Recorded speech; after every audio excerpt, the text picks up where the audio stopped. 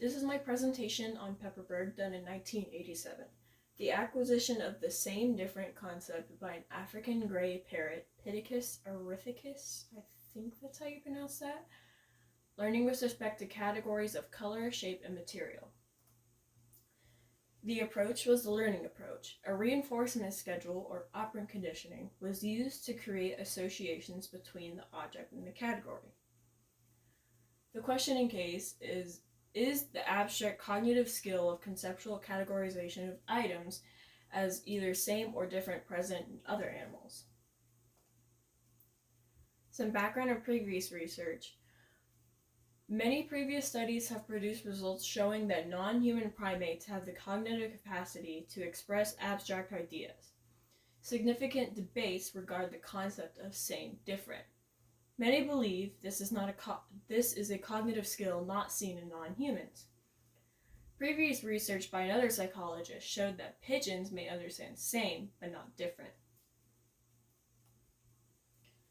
Previous research with Alex consisted of extensive experience as a research subject where he learned a considerable vocabulary. Alex could name many colors, shapes, and different kinds of material.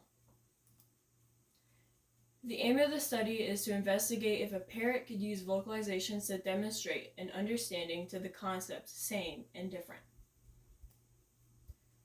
For this study, there is no hypothesis stated, but it is implied that pepperberg believes she could teach Alex to understand same and different. The research method was a case study, as it only focused on Alex as the main sample, and testing was conducted over a 26-month period. The sample was an African gray parrot named Alex. He was an opportunity sample as pepperberg had been working with Alex since 1977. The training method was the model-rival approach, based on the concept of modeling as shown in the Bandera study. One human acts as a trainer for the second human. The trainer presents the other with the objects and asks questions about the object, and provides rewards or praise for desired responses. The parrot is considered a rival for the trainer's attention. If the parrot responds correctly to the questions, then it receives praise. Continuous reinforcement is used. Reward given for correct responses, and a scolding and removal of the object if an incorrect response is given.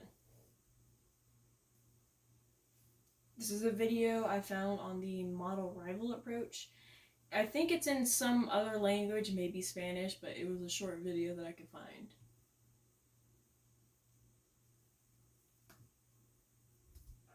Qual material? Papel. Muito bem, papel. Papel. Suzane, que é isso? Apple. Apple. Muito bem, good girl. Apple. Jonathan, que é isso? Isso, Apple. Muito bem. What color? Yellow. Yellow. Good girl. Yellow. Yellow. Yellow.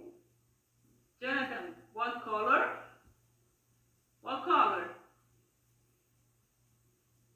What color? What color? Maurice, what color? Yellow. Isso. Yellow. Muito bem, yellow. Cenoura. Não. Isso não é cenoura. O que é isso? Apple. Apple. Muito bem. Apple. Apple. Jonathan, que é isso? Que é isso, Jonathan? Que é isso? Isso! Apple. Apple. Maurício, o que é isso? Cenoura. Muito bem. Cenoura. Muito bem. Jonathan, o que é isso? Que é isso? Não, que é isso? Cenoura! Muito bem. Cenoura! Good boy! That was the example for the model-rival technique. The independent variable was whether the object was familiar or novel, and the dependent variables were the response to the questions what's same and what's different. For the procedure in each trial, Alex was presented with 2 different objects that could differ in one of the categories of shape, color, or material. In some trials, Alex was asked by the trainer what's the same and what's different. The correct response from Alex would be for him to name the category that were the same and or different. The task would either involve pairs of familiar items, which was the familiar trial, or one or both items he had not seen during the training, which was the novel trial. The principal trainer was present during each trial, which would be Pepperberg, but faced away from Alex and was not able to see the objects Alex was presented with, which reduced domain characteristics. After each trial, the trainer repeated the vocalization aloud. If Alex answered correctly the first time, he was rewarded with praise and given the objects. The response was counted towards the first trial response. If Alex answered the question incorrectly or the answer was indistinct, he was told no and had the objects removed while the trainer turned their head away. This functioned as a timeout. The correction procedure was repeated until the correct answer was given. The number of errors was recorded. For some considerations of the study, it was delayed to allow Alex to master the vocalization of the word matter, which is vocalized as mama. Testing was conducted by secondary trainers who had not worked with Alex when learning same or different. Materials were paired from a selection given to a student who was not connected to the study. This created an unbiased question set. During training, Alex was exposed to a limited set of materials. During testing, many novel items were used. For an example, a 5-cornered piece of paper or pink woolen pom-pom. When bored, Alex would stop vocalizations and or begin preening. For qualitative data, training for Alex to acquire color and shape labels took 4 months. Just a little fun fact that I learned when I was researching some stuff about Alex. He looked at himself in the mirror one day and said that he was gray, which I thought that was kind of funny. The training to acquire the vocalization mama or matter took 9 months. For quantitative results, for familiar objects, 69 out of 99, or 69.7% correct responses for the first trials only. The responses were counted if the correct response was the first vocalization. If Alex did not respond or requested another object, the response was not recorded. 99 out of 129, or 76.7% correct responses overall. For novel objects, 79 out of 96, or 82.3% correct responses for the first trials only, or 96 out of 113, or 85% correct responses overall. For main conclusions, pairs have the potential to demonstrate the comprehension of the symbolic concepts of same and different. They may learn to respond to verbal questions to vocalize categorical labels. Symbolic representation is not exclusive to primates. Some strengths of this study was that it was in a lab environment, which produced high levels of control and increased validity. It was a standardized procedure which helped in replication and reliability, and valid research with limited researcher bias was in this. There were many controls for this. Some weaknesses was that Alex was the only parrot, which led to low generalizability, and Alex may be unique and have skills that do not represent other African gray parrots. This study also had low ecological validity. Was it ethical? Yes. Alex was treated and fed well and kept free from physical harm. He was kept well stimulated to keep from becoming bored with toys and interaction. Alex was allowed to roam throughout the lab throughout the day. Was it unethical? There was an artificial setting, and he was participating in non-naturalistic behavior such as categorizing items. He was caged during sleeping hours, and Alex's species is prone to self-injury in captivity. For the use of animals, they used the least amount of participants possible, which was just 1 parrot. And for rewards, they were used appropriately, and Alex was not deprived of nutrition if he answered questions incorrectly. He was actually given extra food upon request. For caging, he was placed in his usual cage during sleeping hours. He was not placed in an unusual situation throughout the study. For the nature versus nurture debate, The study supports nurture, as Alex was taught during the procedure. He was learning through both operant conditioning and observational learning or social learning. He had been taught the use of labels as it is not something that came naturally. It is difficult to argue that his abilities were due to nature. For applications to everyday life, this study could be useful for people who need to train animals to perform certain groups, such as zookeepers. They may need to use this information to introduce new animals into groups by encouraging role models to show the new group member what behaviors are acceptable. This was kind of like a meme, I guess. Not really, it's kind of sad. But the last words that Alex had ever said to Pepperberg were, "You be good, see you tomorrow, I love you," which is really sad. But this is another video I found of Pepperberg working with Alex, Griffith, and Wart, which are her two other birds that she had in the lab.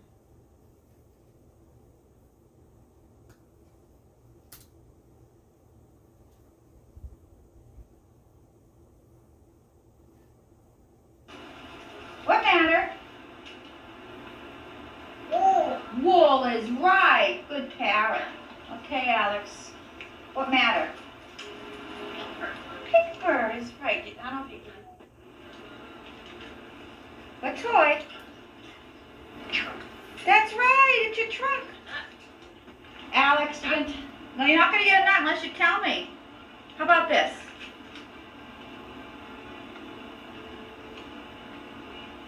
What matter?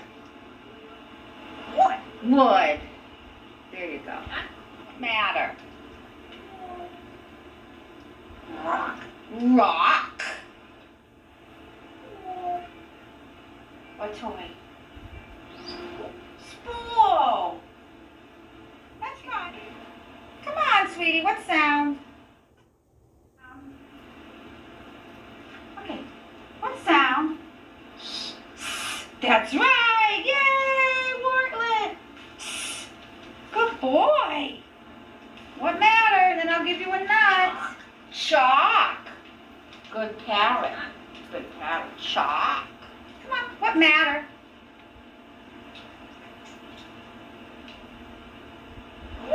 Whoa. Good parrot. No, he said it. What do you want? It's your favorite color? Green. That's right. You want the nut? You didn't tell me what color. Almost. What matter? Wood. That's how he says wood. Wood. Good boy. Toy. Ring. Okay. Toy. What toy is that? Say better. Key. That's right. Key. Say better. What toy? Keychain. That's right. Keychain. Good parrot. Keychain. What toy? Nail. That's right. Okay. Come on, tell me what it is. Cork. Cork. What matter? Rock. Very good. Wool. Okay. Wool. You're a good boy. You're a good boy. A toy. Come. Great. You can say better yet. What matter is that? Paper. That's right. What color? Blue.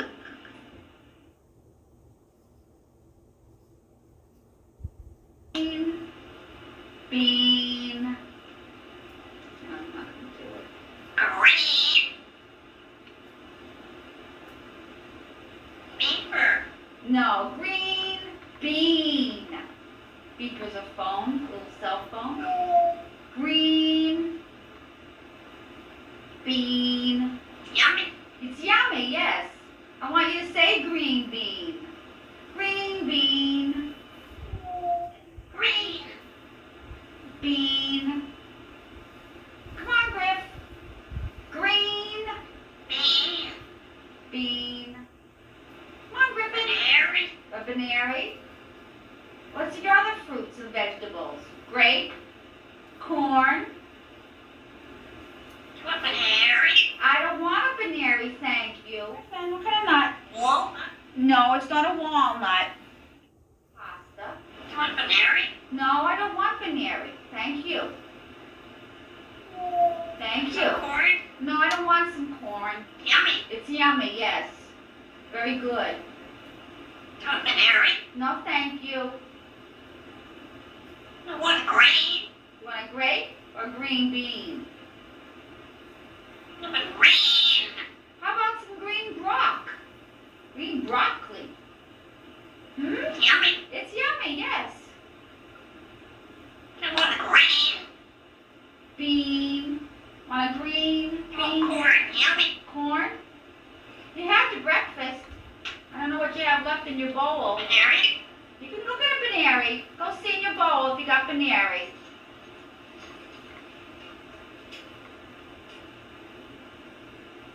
What corn? You got some corn in there? I don't know. We might have ran out. I gotta go to the store. Did you eat your green bean? I just wanted to include that video because I thought it was a good representation of how Pepperberg worked with her parrots and how she trained them and how they lived in the lab and everything. But this was my presentation on Pepperberg, and thank you for watching.